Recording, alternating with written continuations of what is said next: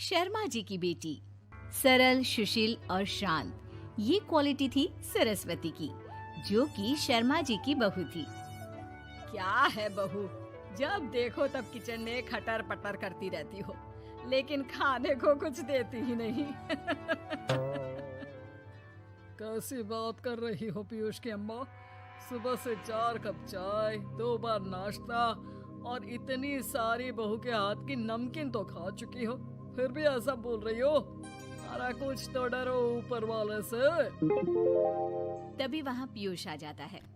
क्या है सरस्वती, इतनी देर लगती है क्या टिफिन बनाने में? एक काम है घर का तुम्हारे पास, वो भी नहीं कर पाती हो वक्त पर। आपका टिफिन टेबल पर रखा है और नाश्ता भी, बाकी का सामान बेड पर रखा है और अब मैं मंदिर जा रही हूँ। सरस्वती मंदिर चली जाती है। उसके जाने के बाद घर में, यार माँ, कैसी गवाह लड़के से शादी करा दिया है। मंदिर, पूजा, किचन और सास ससुर के सिवा इसे कुछ दिखता ही नहीं है कि कैसे खुद को स्मार्ट बनाकर रहना होता है, कैसे लोगों से जुड़ना है, बातें करनी है, ऐश करना है। अरे पैसा बचाओ, और कुछ आता ही नहीं इस लड़की को। जो क्वालिटी तू गलत तरीके से बता रहा है ना, दरअसल एक अच्छी गृहिणी की वही सारी अच्छाई होती है बेटा। घर को चलाना, समाज में इज्जत दिलाना और घर वालों का ख्याल रखना, और चाहिए ही क्यों? अरे क्यों नहीं चाहिए कुछ और? लड़की ऐसी होती है कि घर आए तो पूरा घर बदल कर रख दे, सभी को खुश रखे। लेकिन बहू के अंदर तो ये सारी क्वालिटी है ही नहीं। अरे खुश तो उन्हें रखा जाता है जो खुश रहना जानते हैं। तुम लोगों को तो कोई खुश नहीं कर सकता। पिताजी, अब आप ही लोग सोचिए, क्योंकि मैं किसी और से शादी करना चाहता हूँ। आप लोगों को बहू के साथ रहना है या मेरे साथ? क्योंकि मैं अब इसके साथ नहीं रह सकता।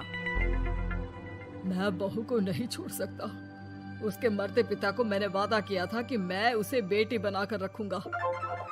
तो ठीक है ना माँ, तैयार कर ले अपना सामान, हम दोनों किसी और घर में रहने चलेंगे तेरी नई बहू के साथ। अरे हाँ बेटा, वही ठीक है, लेकिन मैं तेरे पिता के बिना भी तो नहीं रह सकती। तो मेरे बिना रह सकती हो? ठीक है, मैं अकेले ही चला जाता हूँ। बेटा वहाँ से चला जाता है, लेकिन सास का दिल नहीं लगता। बहू मंदिर से भी हो आती है और फिर, माँ, पिताजी, खाना लग गया है, खा लीजिए। हाँ, तुझे बस आता ही क्या है, खाना बनाना और खाना खिलाना। अरे सुन, मेरे सारे कपड़े पैक कर दे। क्यों माँ जी, कहीं जा रही हैं क्या? हाँ बेटे, ये अपने बेटे के साथ रहने जा रही है, लेकिन घबरा मत, तेरा पिता तेरे साथ है। बहू समझ नहीं पाती कि उसके साथ हो क्या रहा है, लेकिन फिर ससुर उसे सारी बात बता देता है। बेटा, ये नई बहू कब आ रही है? मुझसे घर का काम नहीं होता। वैसे भी तेरी पहली निकम्मी बीवी ने मुझे किसी काम का नहीं छोड़ा। माँ, वो बस आने ही वाली है, और हाँ माँ, उसके आगे ना थोड़ा स्टैंडर्ड से रहना, क्योंकि वो थोड़े बड़े घर की लड़की है।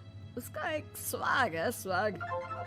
तभी वहाँ एक बहुत सुंदर सी लंबी सी लड़की आती है। हे पीयूष, भागकर कैब से मेरा सामान ले आओ, और हाँ प्लीज एसी ऑन करके जाना। रीमा, ये मेरी माँ है। तुम चाहती थी ना कि मेरी माँ हम लोगों के साथ रहे। हेलो आंटी जी, हम लोग ना जल्दी शादी कर लेंगे, फिर मेरी जैसी टॉप लड़की आपको अच्छी बोलेगी। एक्साइटेड होंगी ना आप? पर नो इश्यू। पीयूष, सामान ले आओ ना, एंड आंटी आप पानी ले आइए प्लीज। माँ को तो समझ में ही नहीं आता कि वो क्या करे। वो बहू के लिए पानी लेकर आती है तो उसका पैर पर्दे में फंस जाता है और वो गिर जाती है। ओहो, पूरा पानी गिरा दिया। कांच का ग्लास क्यों छूती है जब हाथ पैर नहीं चलते? कितनी मुश्किल से मैंने और पीयूष ने ये गृहस्थी बनाने की कोशिश की है। अरे पर तो क्या हो गया, एक गिलास ही तो टूटा है। अपने घर में तो रोज एक तोड़ती हूँ, लेकिन मजाल है सरस्वती कुछ कहे। और हाँ, मैं पानी वानी नहीं पिलाने वाली, मुझे ऐसी कोई आदत नहीं है। बहू हो, बहू की तरह रहो, समझी? तभी वहाँ पीयूष आ जाता है, जिसे देख रीमा रोने लगती है। देख लो अपनी माँ को। सुना रही है।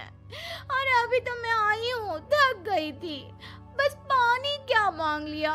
कह रही है बहू हो, बहू की तरह रहो।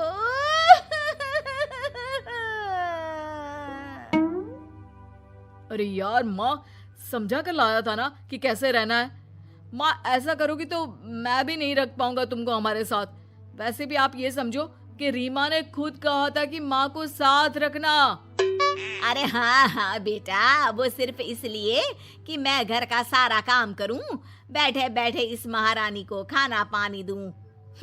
वैसे भी मैं जा रही हूँ, मुझे तो इस लड़की की शक्ल भी अच्छी नहीं लग रही। मेरी सरस्वती के आगे तो ये कुछ भी नहीं है। निकलो निकलो यहाँ से। मैंने सोचा था बिना पैसे का नौकर मिल जाएगा, लेकिन नहीं, कुछ लोगों को आदत होती है फ्री की रोटी खाने की। निकलो यहाँ से। पीयूष, धक्के के मार कर निकालो इस औरत को यहाँ से। अरे ये कैसी बात बोल रही हो रीमा, ये माँ है मेरी। माँ ना थोड़ी जिद्दी है। अरे वाह बेटा वाह, अभी भी तुझे मेरी ही गलती दिख रही है ना। कोई बात नहीं। माँ वापस घर आ जाती है। बहू, मुझे माफ कर दे बेटा, वो तो शैतान का नानी है। माँ, मैं उनके बारे में कोई बात नहीं करना चाहती। ये मेरा मायका है। अब आप लोग मेरे माता पिता। मैं हमेशा यहीं रहकर आप लोगों की सेवा करूंगी। नहीं नहीं बेटा, हम करेंगे तेरी शादी किसी अच्छे लड़के से। अरे कोई जरूरत नहीं है, मैं देख कर आई हूँ जो हालत है ना पीयूष की, वहाँ नहीं टिकने वाला ज्यादा दिन। ना टिके वो उसकी मर्जी, लेकिन मेरी बेटी इतनी गई गुजरी नहीं है जो उसे कभी भी छोड़ो और कभी भी वापस आ जाओ तो वो तुम्हें अपना ले। अब ज्यादा ही हो रहा है आपका। माना मैंने गलत किया बहू के साथ, लेकिन वो उसका पति है। और फिर कहावत है ना, सुबह का भूला शाम को वापस आ जाए तो उसे भूला नहीं कहते। तभी वहाँ पीयूष आ जाता है। माँ, वो भूला आ गया, मुझे माफ कर दो सरस्वती के जिस गुण को मैं सही नहीं मानता था। दरअसल जीवन को सही तरीके से जीने के लिए वही गुण होने चाहिए। मुझे माफ कर दो सरस्वती, मैं आज के बाद तुम्हें और पापा को छोड़कर कहीं नहीं जाऊंगा। और मुझे भी बेटा। बेटा जहन्नुम में भी जाए तो उसके साथ रहने को तैयार हो जाए, वही तो माँ होती है। मुझे माफ कर दो माँ।